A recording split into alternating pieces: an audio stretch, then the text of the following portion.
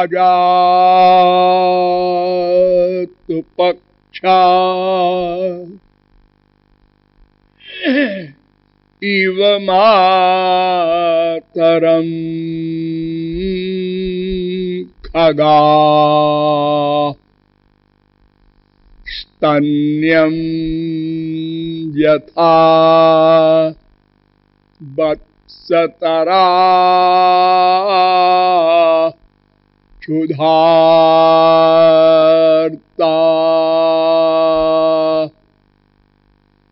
प्रियं प्रियेवभ्युषितं विषण्णा मनोरविन्दाक्ष दिदृक्षते माम् करारविन्देन पदारविन्दम्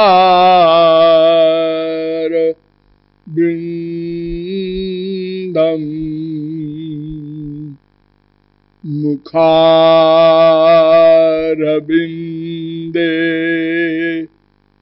विनिवेशयन्तम् वटस्य पत्रस्य पुटे शयानम् बालं मुकुन्दम् मनसा स्मरामि।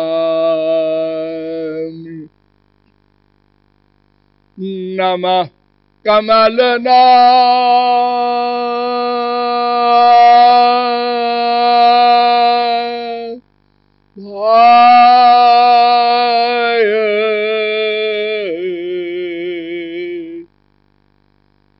नमः कमलमालिने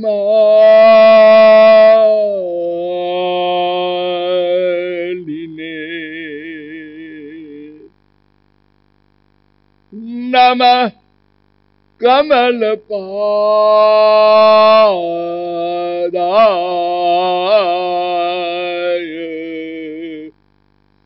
नमस्ते कमलेक्षण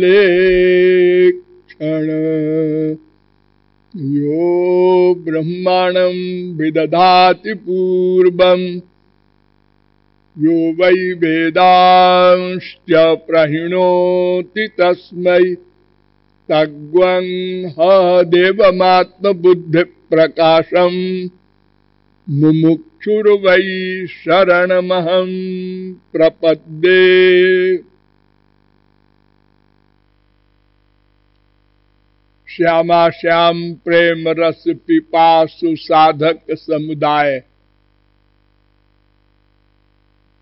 थोड़ी देर हरिनाम संकीर्तन कर लीजिए, पश्चात विषय प्रारंभ होगा। भजो गिरिधर गोविंद गोपाला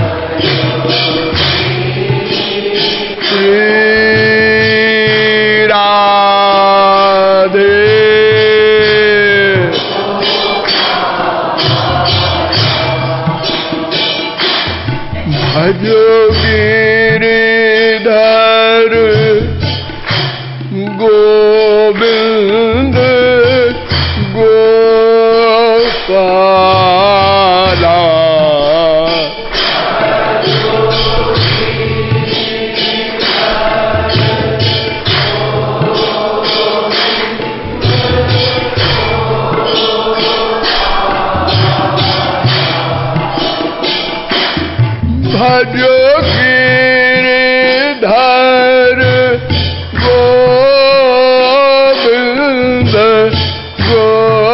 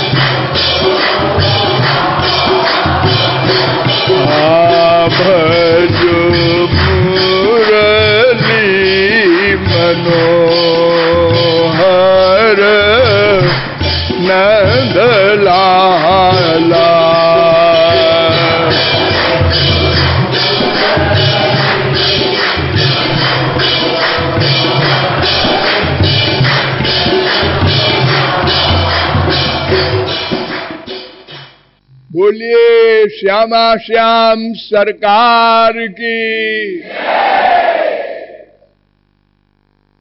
अब आप लोग सावधान हो जाए। मैं कौन हूं, मेरा कौन है, इन दोनों प्रश्नों के समाधान में अब तक आप लोगों को बताया गया कि मेरे अतिरिक्त दो ही तत्व और हैं, एक भगवान, एक माया। ये तीनों तत्व सनातन तत्व है, नित्य तत्व है, किंतु तीनों तत्व स्वतंत्र नहीं है। इनमें दो तत्व अर्थात जीव एवं माया भगवान की शक्ति है, जिसे गीता में परा अपरा शक्ति के नाम से व्यवहित किया गया है। ये दोनों शक्तियां भगवान के नित्य अधीन हैं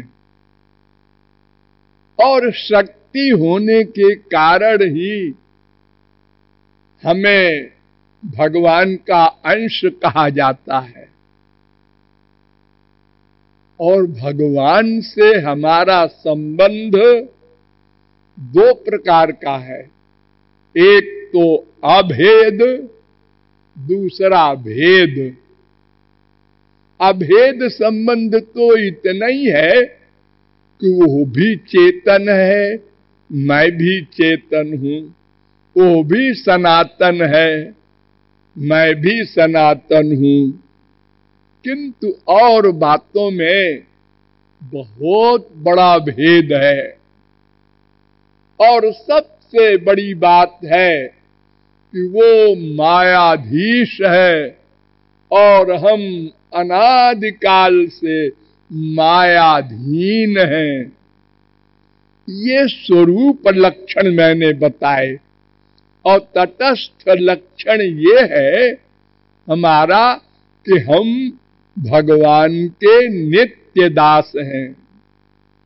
नित्य दास कैसे हैं, यह भी आपको विस्तार पूर्वक समझाया गया कि भगवान का पर्यायवाची शब्द आनंद भी है और हम आनंद के निरंतर उपासक हैं।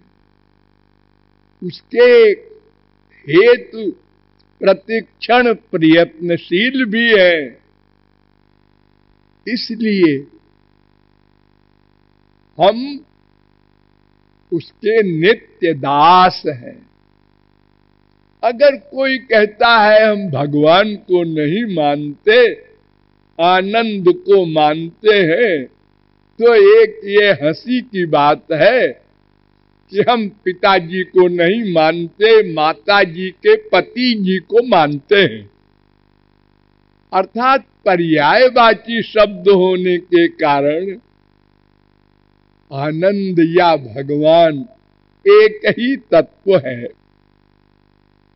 फिर भगवान की परिभाषा भी आप लोगों के सामने रखी गई शास्त्रों वेदों के द्वारा कि आनंद स्वरूप है, साथ ही वो सर्वज्ञ है, सर्वशक्तिमान है, सर्वव्यापक है, सबके हृदय में भी है, सबके कर्मों का फल देता है, सबकी इंद्रियों में, मन में, बुद्धि में तत्त कर्म करने की शक्ति भी देता है। संसार को वही प्रकट करता है, संसार की रक्षा करता है, उसी में संसार का लय होता है। और वो दो स्वरूप वाला है, एक निर्गुण निर्विशेष निराकार ब्रह्म, एक सगुण सविशेष साकार ब्रह्म श्री कृष्ण। और निर्गुण निर्विशेष निराकार ब्रह्म का आश्रय सगुण सविशेष साकार भगवान श्री कृष्ण ही हैं। वे आदि कारण हैं, वे लीला पुरुषोत्तम हैं, वो सबके आश्रय हैं, सब उनके अधीन हैं। और वे भक्त वत्सल हैं और भक्त वश्य है, स्वमन मोहन भी है, उनके लोक भी है। ऐसे भगवान श्री कृष्ण हमारे हैं, अर्थात उनको प्राप्त करना है। किंतु जब प्राप्त करने के लिए उपाय के विषय में छानबीन की गई वेदों शास्त्रों में, पुराणों में, समस्त धर्म ग्रंथों में, तो सब ने हाथ उठा दिए। उसको कोई नहीं जान सकता, कोई नहीं देख सकता, क्योंकि इंद्रियों का विषय तो माइक होता है। हमारी इंद्रियां माया से बनी हैं, उनका सब्जेक्ट भी सब माइक है। भगवान तो दिव्य है, इसलिए हमारी इंद्रियां, हमारा मन, हमारी बुद्धि वहां नहीं जा सकते। हम निराश हुए, किंतु फिर शास्त्रों वेदों ने कहा कि नहीं नहीं, अनंत जीवों ने उसको प्राप्त किया है, तुम भी प्राप्त कर सकते हो, बशर्ते कि भगवान अपनी कृपा से अपनी इंद्रिय मन बुद्धि की शक्ति तुम्हारी इंद्रिय मन बुद्धि में प्रदान कर दें। लेकिन ये कैसे करेंगे, इसमें भी कुछ शर्त होगी। उस पर विचार किया गया और बताया गया कि कर्म, ज्ञान, भक्ति ये तीन ही साधन हो सकते हैं। इनमें कौन से साधन से हम भगवान की कृपा प्राप्त कर सकते हैं, ये विचारणीय विषय है। तो कर्म धर्म के विषय में आपको बताया गया। देखिए, एक एक शब्द पर ध्यान दीजिए कि यदि कर्म धर्म का पालन विधिवत हो, जिनमें 6 प्रकार की विधियां बताई गई, तो उसका फल स्वर्ग मिलेगा। लेकिन स्वर्ग भी इसी मृत्यु लोक की भांति है, वहां भी माया का पूर्ण आधिपत्य है, वहां भी काम क्रोध लोभ मोह समस्त दुख त्रिगुण त्रिकर्म त्रिदोष पंचक्लेश पंचकोश की सब बीमारियां हैं, और वो भी सीमित सुख वाला है, प्लस सीमित समय के लिए है। उसके बाद वहां से हम च्युत होंगे, गिरा दिए जाएंगे, और मृत्युलोक में आकर यह आवश्यक नहीं कि हमें फिर मानव देह मिल जाए और निम्न योनियों में डाले जा सकते हैं। ये हमारे संचित कर्म पर डिपेंड करता है। अतएव स्वर्गादिक लोकों का सुख भी हमें अपना आत्मा वाला सुख नहीं दे सकता, और न तो दुख निवृत्ति ही करा सकता है। कोई भी शुभ कर्म हो, वेद कहता है कर्मणा बध्यते जंतु, संन्यासोपनिषद 2:98।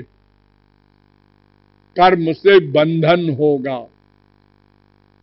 तदर्थ वेदों के द्वारा, उपनिषदों के द्वारा, पुराणों के द्वारा, भागवत आदि के द्वारा आपको बताया गया, आज गीता के द्वारा बताना चाहते हैं।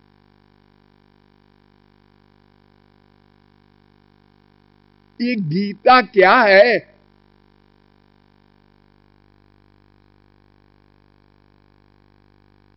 आज से 5000 वर्ष पहले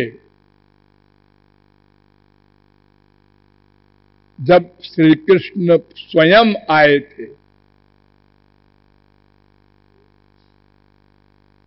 उनका अवतार नहीं, एक कल्प में श्री कृष्ण स्वयं आते हैं, अवतारी श्री कृष्ण। एक कल्प कितना बड़ा होता है? 4 अरब 29 करोड़ 40 लाख 80 हजार वर्ष का एक कल्प। फिर एक कल्प तक प्रलय रहता है, फिर दूसरा कल्प शुरू होता है। तो 28वीं चतुर्युगी में, द्वापर में स्वयं श्री कृष्ण अवतार लेते हैं।